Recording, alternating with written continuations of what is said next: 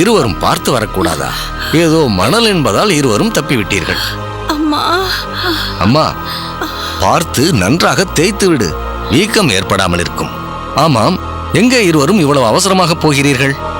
படித்துறைக்குத்தான் ஐயா, நீர் எடுக்கத்தான் போய்க் கொண்டிருக்கிறோம். சரியாக போயிற்று. இந்த அவசரத்தை படித்துறையில் காட்டியிருந்தால் உங்கள் நிலைமை விபரீதமாக போயிருக்கும். படித்துறையில் முதல் படி சுத்தமாக இருக்கிறது. அதை பார்த்துவிட்டு இரண்டாவது படியில் அலட்சியமாக கால் வைத்தால் பாசியில் வழுக்கி விட வேண்டியதுதான். பார்த்து நடந்து சென்று படித்துறையில் நீர் எடுங்கள். சரிங்கள் ஐயா.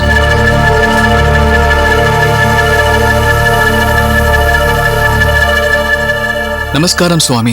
நமஸ்காரம். தாங்கள்? அடியனை தெரியவில்லையா? யமுனாச்சாரிய சுவாமிகள். ஞாபகம் வந்துவிட்டது. அன்று யமுனாச்சாரியார் மடத்தில் பார்த்தேன் என்று நினைக்கிறேன். சரிதானே? மிகவும் சரி. தாங்களும் அந்த மடத்தைச் சேர்ந்தவரா, இல்லை அடியேனை போல் வெளியூரில் இருந்து வந்தவரா? வெளியூரிலிருந்து வந்தவன்தான். எங்கிருந்து? ஸ்ரீரங்கத்திலிருந்து.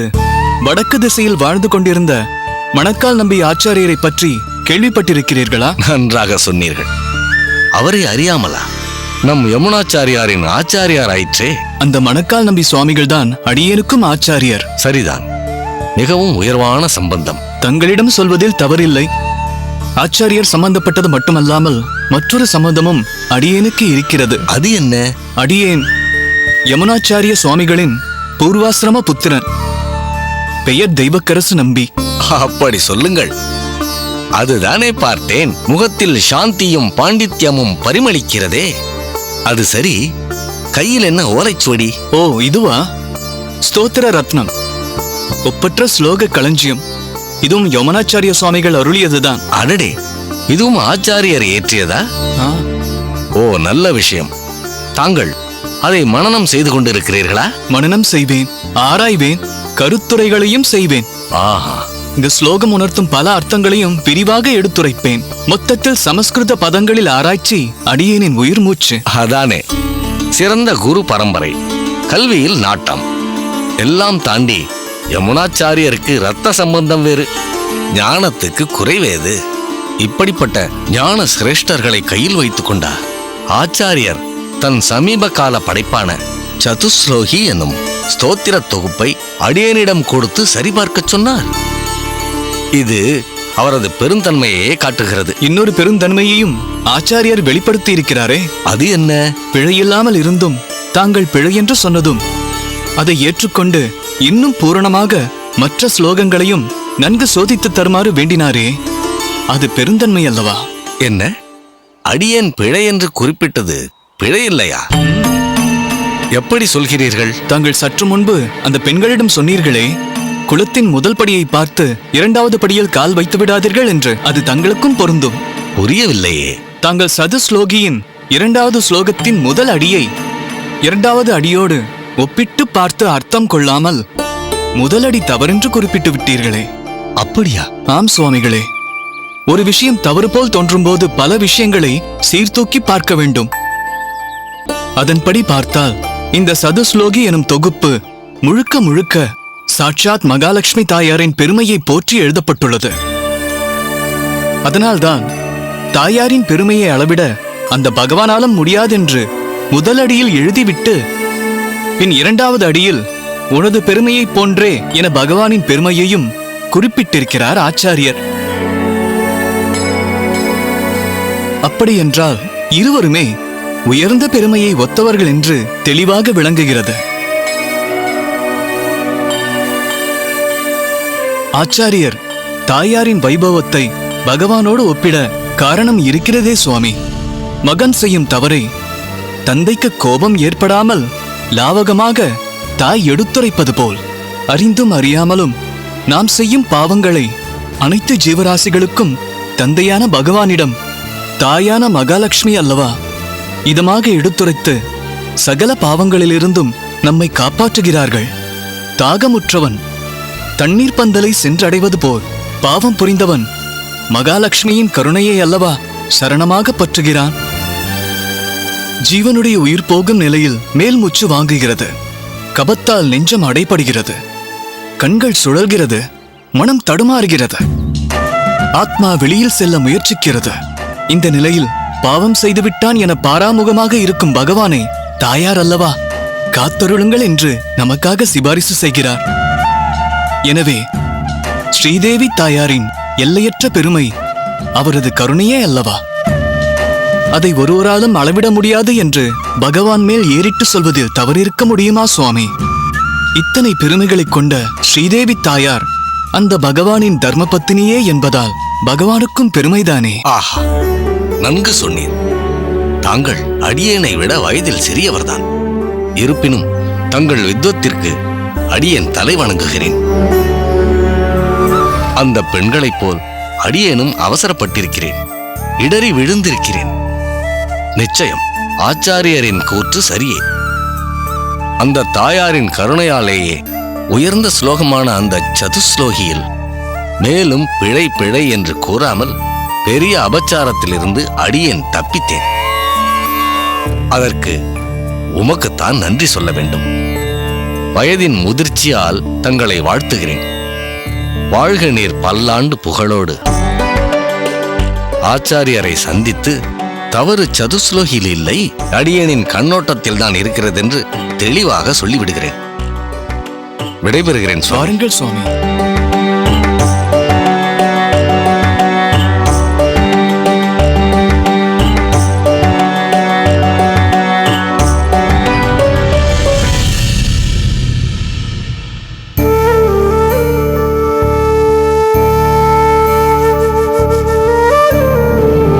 அடியேன் திருமணத்திற்கு சம்மதம் தெரிவிக்கிறேன்.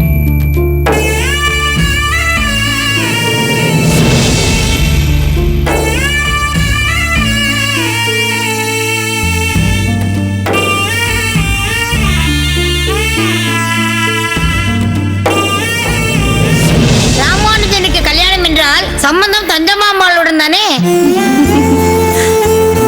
அதுதானே காந்திமதியின் ஆழ்மனதில் இருக்கக்கூடிய நெடுநாளைய விருப்பம்.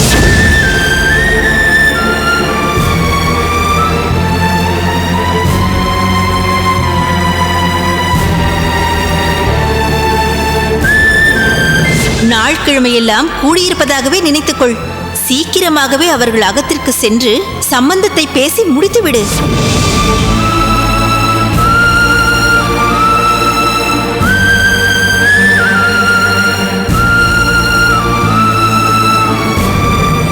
வேலூரில் பல பண்ணை நிலங்களுக்கு சொந்தக்காரரான ராமையங்காரோடு எனக்கு பரிச்சயம் ஏற்பட்டது. அவர் பிள்ளையை எங்கள் தஞ்சாவிற்கு பார்க்கலாம் என்றிருக்கிறோம்.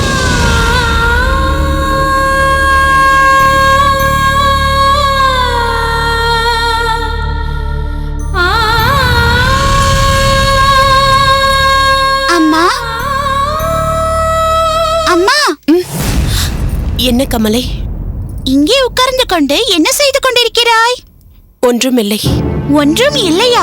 பிறகு நான் கூப்பிட்டது ஏன் உன் காதில் விழவில்லை? என்னவோ விழவில்லை, ஏதோ யோசித்துக் கொண்டிருந்தேன். சரி, இப்போது உனக்கு என்ன வேண்டும்? ஏன் தொந்தரவு செய்கிறாய்? பரமபதம் விளையாடலாமா? பரமபதமும் வேண்டாம், ஒன்றும் வேண்டாம். நீ போ உள்ளே. உள்ளே போய் என்ன செய்வதம்மா? பூமி அக்காவையும் அத்தையும் பேர் வந்து கூட்டிக் கொண்டு போய்விட்டார். நான் யாரோடு தான் பரமபதம் விளையாடுவதாம்? இப்போது விளையாடித்தான் ஆக வேண்டுமா என்ன? போ, உள்ளே போய் வேறு ஏதாவது செய். இல்லை என்றால் பேசாமல் படுத்து தூங்கு. தூங்குவதா? பகலில் உறங்கக்கூடாது என்று நீதானே சொல்லி இருக்கிறாய். இப்போதும் நான் தான் சொல்கிறேன், சென்று தூங்கு. வாமா, பரமபதம் விளையாடலாம். முடியாது. என்னை தொந்தரவு செய்யாதே. உள்ளே போ என்றால் போ. என்னம்மா இது? எதற்கிப்போது கமலையிடம் கோபித்துக் கொள்கிறாய்? நீ இப்படி அவளை கடிந்து கொண்டு நான் பார்த்ததே இல்லையே. நானே குழம்பி போய் எதையோ யோசித்துக் கொண்டிருக்கிறேன். நேரம் காலம் தெரியாமல் பரமபதம் விளையாடவா என்றால் கோபம் வராதா என்ன? கமலை, ஏன் அம்மாவை தொந்தரவு செய்கிறாய்? உனக்கு பரமபதம் விளையாட வேண்டும், அவ்வளவுதானே? ஆமாம். என்னுடன் விளையாடுவதற்கு யார் இந்த அகத்தில் இருக்கிறார்கள்? அம்மா மட்டும் தானே இருக்கிறாள். ஏன் அண்ணா நான் இல்லையா? அப்பா இல்லையா? ஐயோ, ஆண் பிள்ளைகள் பரமபதம் விளையாடக்கூடாது. பெண்கள் மட்டும்தான் விளையாட வேண்டும். அப்படி யார் சொன்னது? எல்லோருமே விளையாடலாம். ஏன் நான் உன்னோடு விளையாடினால் என்னை சேர்த்துக் கொள்ள மாட்டாயா? சேர்த்துக் கொள்வேனே. அப்படி என்றால் சரி, நான் உன்னுடன் விளையாடுகிறேன். நீ அண்ணா சொல்கிறாய்? ஏன் அப்படி கேட்கிறாய்? இல்லை, அன்று பூமா அக்கா பெரிய பிராட்டி சித்தியோடு பரமபதம் விளையாடும் போது நீ விளையாடக்கூடாது என்றாயே. ஆனால் இன்று மட்டும் என்னுடன் விளையாட வருகிறேன் என்கிறாயே. அன்றைய சூழ்நிலையில் பூமியிடம் அப்படி சொன்னேன். இன்றைய சூழ்நிலையில் உன்னிடம் இப்படி சொல்கிறேன். சரி, உனக்கு பரமபதம் விளையாட தெரியுமா அண்ணா? தெரியாதே.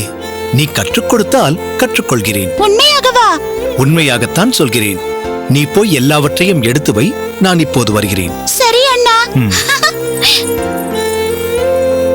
ஏனம்மா கமலையை கோபித்துக் கொள்கிறாய்? பாவம், அவள் என்ன செய்வாள்? அவள் கூட விளையாட யாரும் இல்லை. அதனால்தான் உன்னை கூப்பிட்டிருக்கிறாள். சரிதான். நினைத்தது எதுவும் சரிவர நடக்கவில்லையே என்று நானே வருத்தப்பட்டுக் கொண்டிருக்கிறேன். இப்போது போய் அவளுக்கு சரிசமமாய் உட்கார்ந்து கொண்டு விளையாடிக் கொண்டிருக்க முடியுமா என்ன? நான் என்ன அந்த மனோநிலையிலா இருக்கிறேன்? காந்திமதி, சில சமயங்களில் நாம் எதிர்பார்ப்பது நடக்காமல் போகும்தான். அதற்காக அதையே நினைத்து நினைத்து மருகிக் கொண்டிருக்க முடியுமா? இல்லை, நான் நினைத்தது நடந்திருக்கும். அன்று தாங்கள்தான் என்னை மேலே பேச விடாமல் தடுத்து விட்டீர்கள். நான் ராமானுஜனை பற்றி பிரஸ்தாபித்திருந்தால் எல்லாமே கைகூடி வந்திருக்கும். இல்லை காந்திமதி, அது பண்பு இல்லை. அவர்கள் தீவிரமாக வேறு வரன் பார்த்து கொண்டிருக்கும் போது நாம் குறுக்கிடுவது சரியில்லை. என்னப்பா, என்னவாயிற்று? நீங்கள் இருவரும் பேசுவது அடியனுக்கு ஒன்றும் புரியவில்லையே. உன் கல்யாண விஷயமாக பெண் கேட்பதற்காக ஒரு நபரின் அகத்திற்கு போயிருந்தோம். ஆனால் நாங்கள் கேட்பதற்கு முன்பே அவர்கள் வேறு இடத்தில் அந்த பெண்ணிற்கு வரன் பார்த்திருக்கும் விஷயத்தை எங்களிடம் சொல்லிவிட்டார்கள். அது தெரிந்த பிறகும் அவர்களிடம் பெண் கேட்பது முறையல்ல என்று நான் காந்திமதியை அழைத்துக் கொண்டு வந்துவிட்டேன். சரியாகத்தான் செய்திருக்கிறீர்கள். ஆனால் காந்திமதிக்கு அந்த வரன் கைகூடவில்லையே என்று பெரும் வருத்தம். ஏனம்மா? உனக்கு தெரியாது ராமானுஜா, இந்த வரன் கைகூட வேண்டும் என்று நான் எவ்வளவு ஆசைப்பட்டேன் தெரியுமா? இந்த ஆசைதானம்மா நம் நிம்மதிக்கு எதிரி. இத்தனை நாள் அடியேன் கல்யாணம் செய்து கொள்ள வேண்டும் என்று ஆசைப்பட்டீர்கள். என் மனம் வேறாக இருந்ததால் அதற்காக வருத்தப்பட்டீர்கள். பிறகு அடியேன் கல்யாணத்திற்கு சம்மதித்ததும் ஆசை நிறைவேறிய ஆனந்தத்தில் இருந்தீர்கள். இப்போது இந்த பெண்தான் என் மகனுக்கு அகமுடையாளாக வரவேண்டும் என்று ஆசைப்படுகிறீர்கள். உங்களுடைய எதிர்பார்ப்புகள் கூடிக்கொண்டே போகின்றன. எதிர்பார்ப்புகள் நிறைவேறாத போது ஏமாற்றங்கள் வரத்தான் செய்யும்.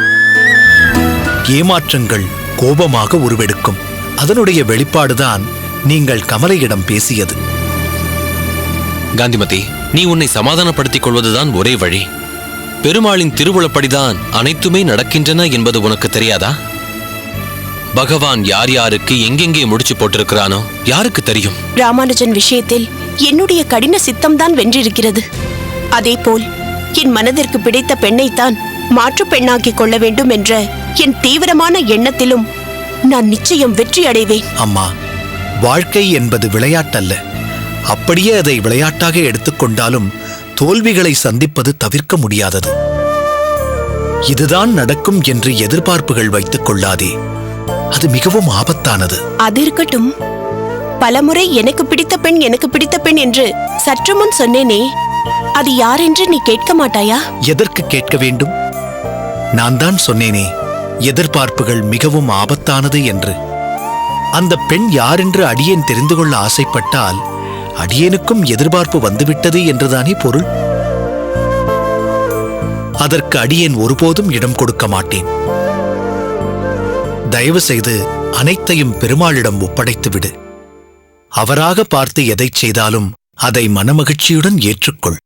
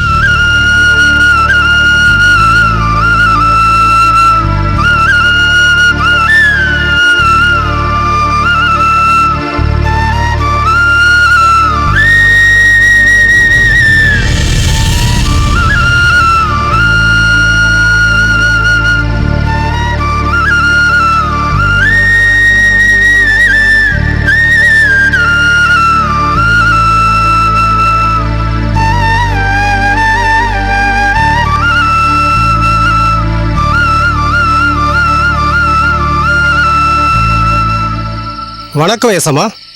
வாருங்கள் ஸ்தபதியாரே. என்ன இந்த நேரத்தில் வந்திருக்கிறீர்கள்? அவசர விஷயம். தாங்கள் பெண்கட்டில் இருப்பதாக சமையல்காரன் கூறினான். அதனால் தான் இங்கு வந்தேன். தாங்கள் ஏதோ முக்கியமான யோசனையில் இருக்கும்போது நான் குறுக்கிட்டு விட்டேன். என்னை மன்னிக்க வேண்டும். அதெல்லாம் ஒன்றுமில்லை. நாம் கட்டிக்கொண்டிருக்கும் மண்டப பணியை பற்றி தான் யோசித்துக் கொண்டிருந்தேன். என்ன விஷயம் சொல்லுங்கள். நாம் கட்டிக்கொண்டிருக்கும் மண்டபத்தின் கணக்கு வழக்குகளை தாங்கள் ஒருமுறை கணக்கு பிள்ளையை அழைத்து பார்த்தால் நல்லது என்று எனக்கு தோன்றுகிறது. ஏன்? அதற்கென்ன இப்போது அவசரம்? மண்டப பணி முழுவதுமாக முடிந்த பிறகு அதை பார்த்துக் கொள்கிறேன். முழுவதுமாக கட்டி முடிக்க முடியாத நிலை எசமான். ஏன்? யாராவது தடங்கல் செய்கிறார்களா? இல்லை இல்லை, யாருடைய தலையீடும் இதில் அறவே இல்லை. நம் பக்கத்தில் தான் நிதி பற்றாக்குறை. ஏனாத்தூரில் உள்ள நிலத்தை விற்றதில் முழு தொகையும் வந்துவிட்டதல்லவா? இல்லை, வாங்கியவர் தொகையில் பாக்கி வைத்திருக்கிறாரா? அவர் முழு தொகையும் கொடுத்து விட்டார். ஆனாலும் நிதி பற்றாதோ என்று எனக்கு தோன்றுகிறது. இல்லையே, மண்டபம் கட்டுவதற்கு முன்பே அதற்கு எவ்வளவு செலவாகும் என்று மண்டபத்தை வடிவமைத்துள்ள தங்களிடம் விவாதித்து அதற்கு நிலத்தை விற்றால் போதுமான பணம் கிடைக்கும் என்று நீங்கள் திருப்தி அடைந்த பின்னர் தானே அந்த நிலத்தை நாங்கள் விற்றோம். ஆம் யசமான், தாங்கள் கூறுவது முற்றிலும் சரியே.